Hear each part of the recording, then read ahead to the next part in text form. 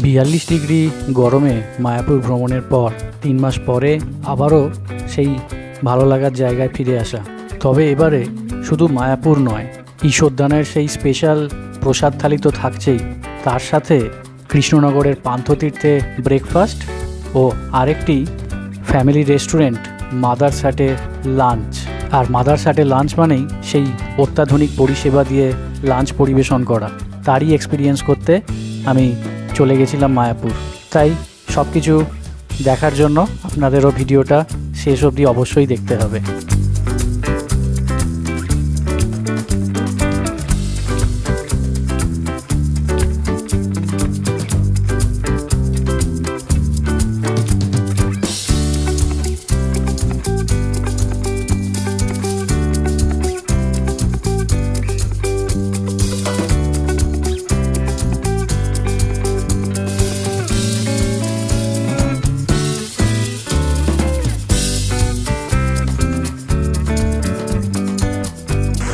চলে এসেছি পান্থতীর্থ। এখন আমাদের ব্রেকফাস্টের টাইম। ঘড়িতে টাইম এখন 9:45। বৃষ্টির জন্যে সবটাই একটু দেরি হচ্ছে। এই হচ্ছে আমাদের আজকের বাহন। বেরিয়ে পড়েছি। এখন কৃষ্ণনগর রোড থেকে একটু বেরিয়ে এই পান্থতীর্থতে আসতে হলো। এইখানে রয়েছে টয়লেট ইউজ করতে পারবেন। আর এইখান থেকে চলে যেতে হবে এই নিচে দিয়ে হচ্ছে পান্থতীর্থ। এসি নন এসি দুরকম জায়গা রয়েছে। এই দেখুন, আই লাভ পান্থতীর্থ এখানে লেখা রয়েছে। বেশ ভালোই জায়গা। খাওয়া দাওয়া ব্রেকফাস্ট এখানে সেরে নিতে পারবেন, সেরে নিয়ে আবার চলে যেতে পারবেন। এই হচ্ছে এদিকটা এসি জায়গা, এখানে এসিতে বসে খেতে পারবেন। আর এখানটা হচ্ছে নন এসি। আমাদের আজকে সব গ্রুপ মেম্বাররা এখানে ব্রেকফাস্ট করতে বসেছেন, এখনও খাবার সার্ভ করা হয়নি।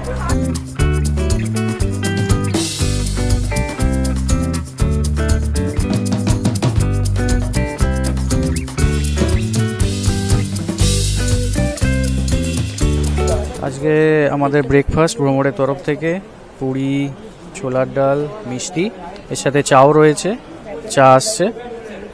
পান্থতীর্থতে আমরা সকলে মিলে ব্রেকফাস্ট করছি।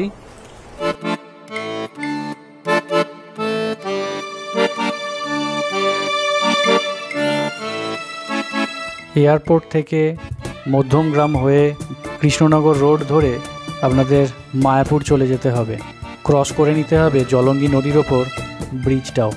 এর আগের বারে কৃষ্ণনগরে রেলপথে কীভাবে যাওয়া যায় সেটি দেখিয়েছি, আর এবারে সড়ক পথে কীভাবে যেতে পারবেন সেটিও আপনাদের দেখালাম। এই 120 থেকে 25 কিলোমিটার পথ অতিক্রম করতে আপনাদের সময় লেগে যাবে 2.5 থেকে 3 ঘন্টার মতো।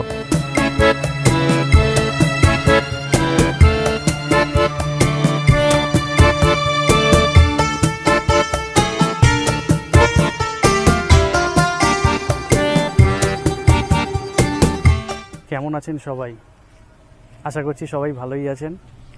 আবার একটা নতুন ব্লগে আমি সুদীপ্ত বং ট্রাভেলার্স ইভেন্টের পক্ষ থেকে আপনাদের সামনে নিয়ে এসেছি নতুন আবার একটা ফ্রেশ নিউ ব্লগ। এবার কোনো নতুন ডেস্টিনেশন নয়, যমুনা শহর, ইটাচুনা, রাজবাড়ির পর এবার আবার 2-3 মাস আগে সেই খুব একটা ভালো লাগার জায়গায় আবার আমি চলে এসেছি। আবার সেই ভ্রমণের সাথেই চলে এসেছি। চিনতে পারছেন জায়গাটা ব্যাকগ্রাউন্ডটা দেখে? হ্যাঁ, ঠিক বলেছেন, আমি চলে এসেছি আবার মায়াপুরে। 42 ডিগ্রি সেন্টিগ্রেড গরমে মায়াপুর ঘোরার পর 2-3 মাস আগেই এসেছিলাম। আর আজ 3রা অগস্ট শনিবার আবার চলে এসেছি মায়াপুরে আমরা 25 জন মিলে। এবারেও ঈশ্বরদান ভবনেই আমরা থাকছি, তবে এবারে ট্রেনে নয়, এবারে আমরা এসেছি ট্রাভেলারে করে আমরা চলে এসেছি ডাইরেক্ট মায়াপুরে কৃষ্ণনগর রোড হয়ে। আপনাদের রাস্তার ডিটেলটাও পুরোটা দেব, কিভাবে আপনারা আসতে পারবেন। এখানে ট্রাভেলারে চার্জ নিল 300 টাকা পার্কিং চার্জ, ভেতরে ট্রাভেলার রাখতে পারবেন। এই আর এখন ঘড়িতে বাজে 12টা। আমাদের সবাই রুমে আমরা চেক ইন করে নিয়েছি। আমাদের অনেকগুলো 10টা রুম রয়েছে আজকে, টোটাল 25 জন মিলে এসেছি। আর ভোগের কুপন তো কাটা হয়ে গেছে অলরেডি। মায়াপুর নিয়ে সমস্ত বিবরণ এর আগের ভিডিওতে 3টে ভিডিওয়ে দেওয়া রয়েছে, আপনারা দেখেছেন। আর এই ভিডিওর মধ্যেও আমি ওই দুটো ভিডিওর লিঙ্ক ডেসক্রিপশান বক্সে দিয়ে দেবো, আর উপরের আই বাটনও থাকবে।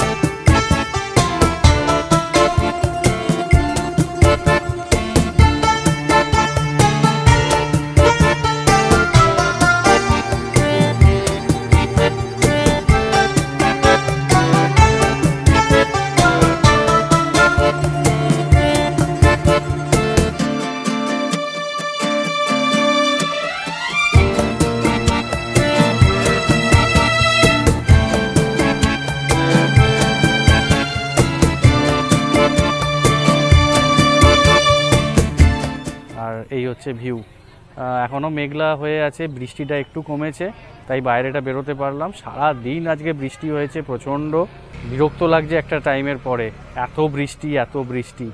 যাই হোক, এখন একটু বৃষ্টিটা থেমেছে বলে তাই বেরোতে পারলাম। চলুন মন্দিরের দিকে যাওয়া যাক।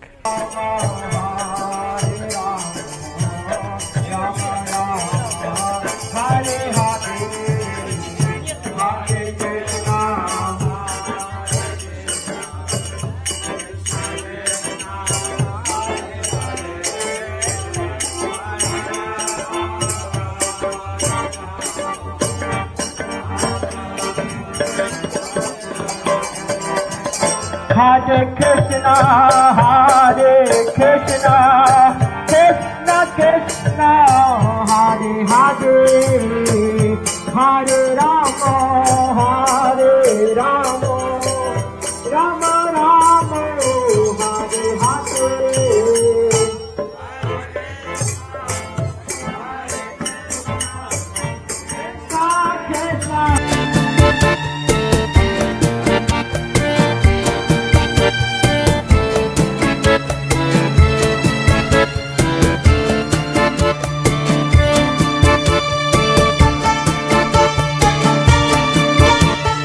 ইস্কনের ভেতরে সেই হার্বাল টি, যা আবারও খেয়ে নিয়েছিলাম, আর তার সাথে ছিল কচুরি।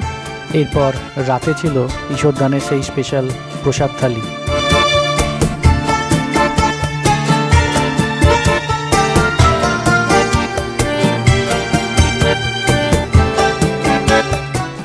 তো আমি এবারের ব্লগটাতে মায়াপুর নিয়ে খুব একটা বিস্তারিত দেখাচ্ছি না, সবটাই ডেসক্রিপশান বক্সে আগের মায়াপুর ব্লগের লিঙ্কটা দেওয়া থাকবে, ওটা দেখে নিতে পারেন। সমস্ত ডেসক্রিপশান রয়েছে।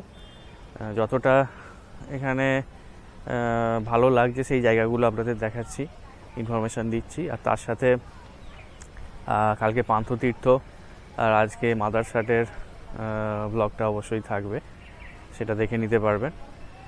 আর এর সাথে কালকে ভালো ঘুম হয়েছে রাত্রিরে, রুমটা তো আমরা দেখেইছেন আগেরবারে, রুম ভালোই ছিল। আজকে মেঘলা হয়ে আছে, রোদ নেই, বৃষ্টিও নেই, ওয়েদারটা ভালোই, খারাপ নয়, ভালোই ওয়েদার, বেশ ভালো লাগছে। তো ঠিক আছে, এই পর্যন্তই। এবার আমি একটু বাইরেটা বেরোলাম, একটু বাইরেটা হাঁটাহাঁটি করে তারপর যাব রুমে, ফ্রেশ হব, চান টান করে বেরিয়ে পড়ব, একবারে ব্রেকফাস্ট করে তারপর চলে যাব।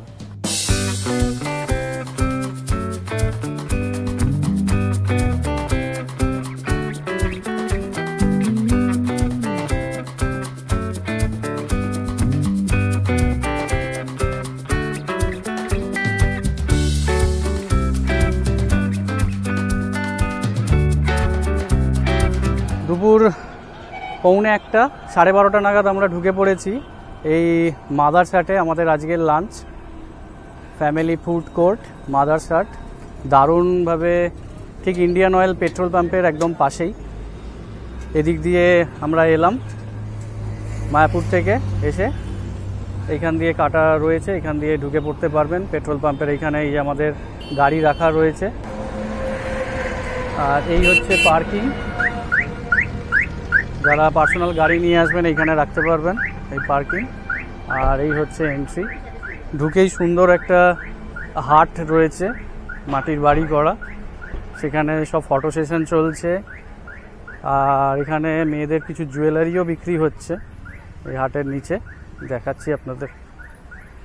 দারুণ একটা জায়গা, দারুণ রেস্টুরেন্ট, একটা বেশ হেরিটেজ টাইপের ব্যাপার রয়েছে। হেরিটেজ ঠিক বলবো না, গ্রাম বাংলাটাকে তুলে ধরেছে।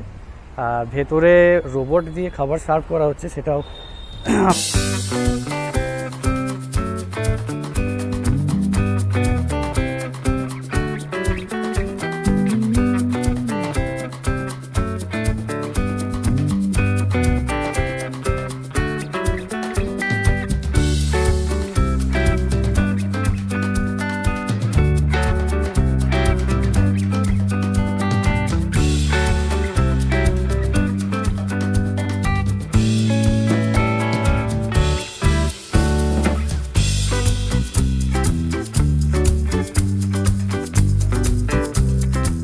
দেখলেন কিভাবে রোবটটি এসে খাবার সার্ভ করে দিয়ে যাচ্ছে টেবিলে টেবিলে। এই অত্যাধুনিক ব্যাপারটি এক্সপিরিয়েন্স করতেই এখানে আসা। মাদারসাটে এসে এই থালি আপনি অর্ডার করতে পারবেন। এর সাথে মাছ, মাংস, ডিম সব কিছুই অপশনাল, আপনি সেগুলো অ্যাড করে নিতে পারবেন। ইস্কনের স্পেশাল থালির পাশে মাদারসাটের স্পেশাল থালিও কিন্তু খুব একটা বেমানান নয়। পারলে এই রাস্তা দিয়ে ফেরার পথে আপনি অধর থেকে সরভাজা, সরপুরিয়া এগুলো নিয়ে যেতে পারেন বাড়ির জন্য।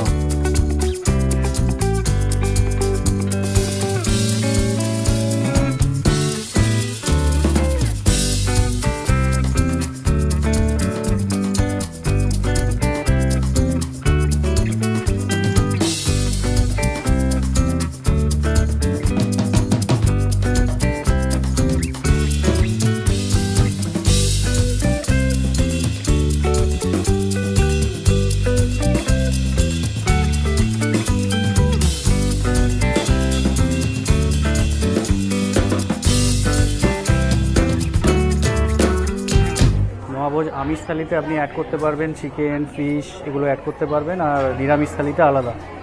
এখন ঘড়িতে 4:30 বিকেল। মাদারসাট থেকে লাঞ্চ করে আমরা এখন বাড়ির দিকে রওনা দিয়ে দিয়েছি অনেকক্ষণ আগেই। এখন ফুলিয়া ক্রস করে গেছি, রানাঘাটের খুব কাছাকাছি রয়েছে। এখান থেকে এখনও বেশ কিছুটা রাস্তা বাকি, তো চলে যাচ্ছি আমরা বাড়ির দিকে। মায়াপুর ট্রিপটা শেষ হয়ে গেল 1 রাত 2 দিনের। এখানে একটু চা বিরতি চলছে, এখানে চা খেয়ে তারপর আমরা রওনা দেব। ভ্রমণের সাথে আবার এই ট্রিপটা হলো, ভ্রমণের সাথে কন্ট্যাক্ট করতে পারেন। ওদের মাঝে মাঝে এরকম ট্রিপ চলে, নভেম্বর থেকে মোটামুটি প্রতি সপ্তাহে এরকম একটা করে ট্রিপ থাকবে। আর আমি ভ্রমণের সমস্ত ডিটেলস ডেসক্রিপশন বক্সে তো থাকবেই, তার সাথে স্ক্রিনের ওপরেও দিয়ে দেবো, কন্ট্যাক্ট করে নিতে পারবেন তাদের সাথে। চলুন তাহলে আবার দেখা হচ্ছে আবার নতুন কোনো ব্লগে। নেক্সট উইকে কামারপুকুর জয়রামবাটি যাচ্ছি, আপনাদের সেটাও দেখাবো, সঙ্গে থাকবেন আমার। আর যদি ভালো লেগে থাকে ভিডিওটা অবশ্যই লাইক করবেন। সুন্দর করে মাদারসাটে আমরা লাঞ্চটা খেলাম, খুব ভালো লাঞ্চ ছিল, খাবার দাবার খুবই ভালো। আর বিশেষ করে যেটা নতুনত্ব লাগলো, রোবট দিয়ে সার্ভ করা। রোবটটির নাম হচ্ছে অনন্যা। অনন্যা নিজে নিজে আসছে খাবার নিয়ে, সেখানে বলছে যে আমি অনন্যা, আমি খাবার নিয়ে আসছি, আপনারা দয়া করে একটুখানি সাইডে যাবেন, এরকমভাবে বলে সে খাবারটা সার্ভ করছে সুন্দরভাবে। তো আপনারা যেতে পারেন এই মাদারসাটে, বেশ সুন্দর খাওয়া দাওয়া, ভালো লাগলো। সঙ্গে রাখবেন বং ট্রাভেলার্স ইভেন্ট, আর অবশ্যই চ্যানেলটা সাবস্ক্রাইব করতে কিন্তু ভুলবেন না। আর ওই পাশে থাকা বেল আইকনটি অবশ্যই ক্লিক করে দেবেন, তাতে আমি যখনই ভিডিও দেবো তখনই আপনাদের কাছে নোটিফিকেশানটা পৌঁছে যাবে। সবাই সুস্থ থাকবেন, ভালো থাকবেন, আর খুব ভালোভাবে ঘুরবেন। বাই, দেখা হচ্ছে আবার নেক্সট ব্লগে। টাটা।